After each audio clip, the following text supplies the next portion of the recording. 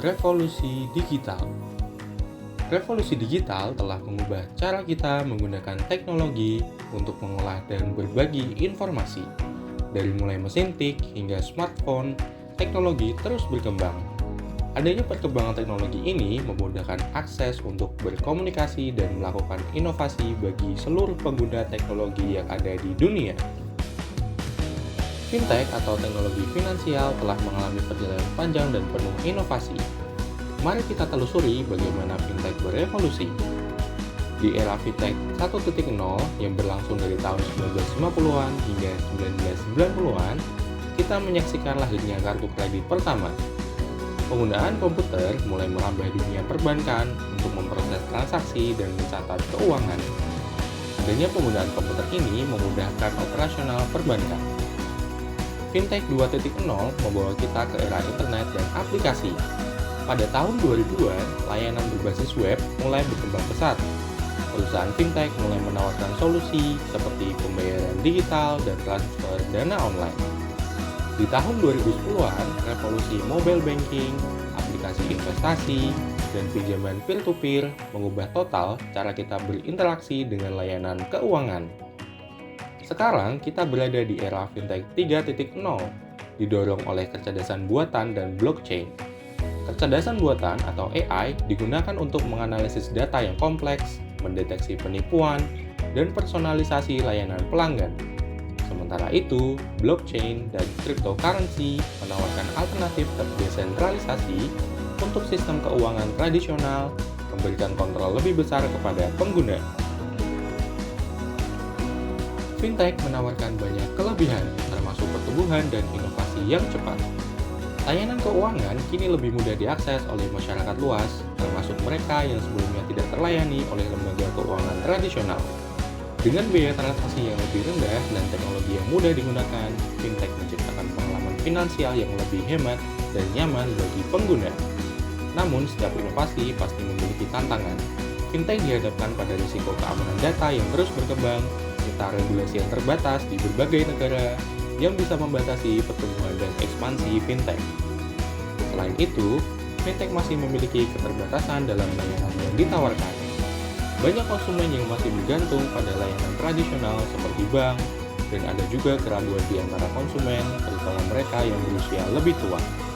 Fintech atau teknologi finansial telah menjadi bagian integrasi dari kehidupan kita sehari-hari, terutama dengan munculnya layanan pinjaman online atau pinjol.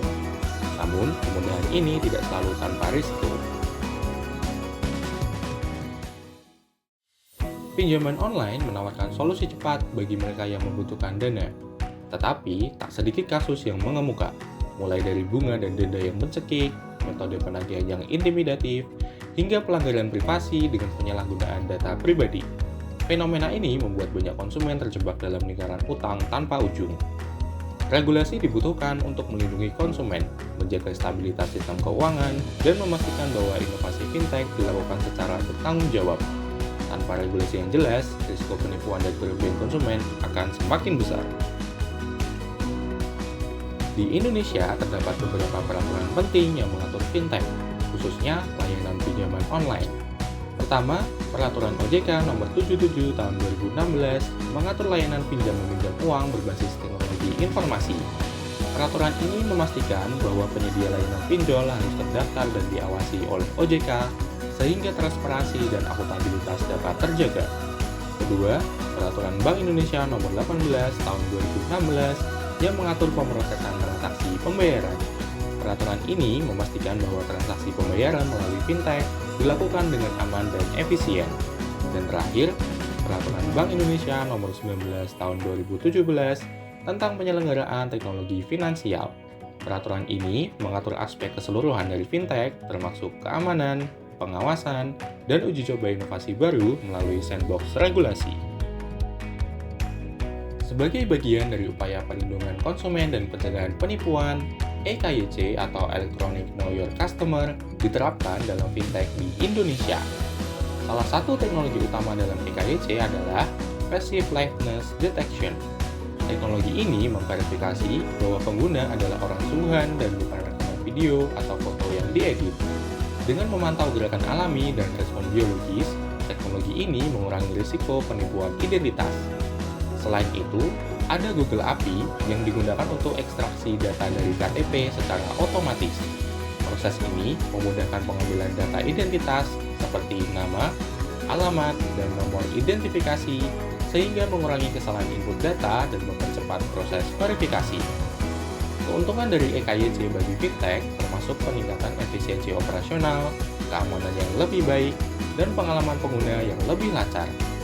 Bagi pengguna, proses ini berarti verifikasi identitas yang lebih cepat dan akses yang lebih mudah ke berbagai layanan finansial. Dengan adanya regulasi yang ketat, fintech dapat terus berkembang dan memberikan manfaat maksimal bagi masyarakat tanpa mengorbankan keamanan dan keadilan. Inovasi yang bertanggung jawab adalah kunci untuk masa depan finansial yang lebih baik.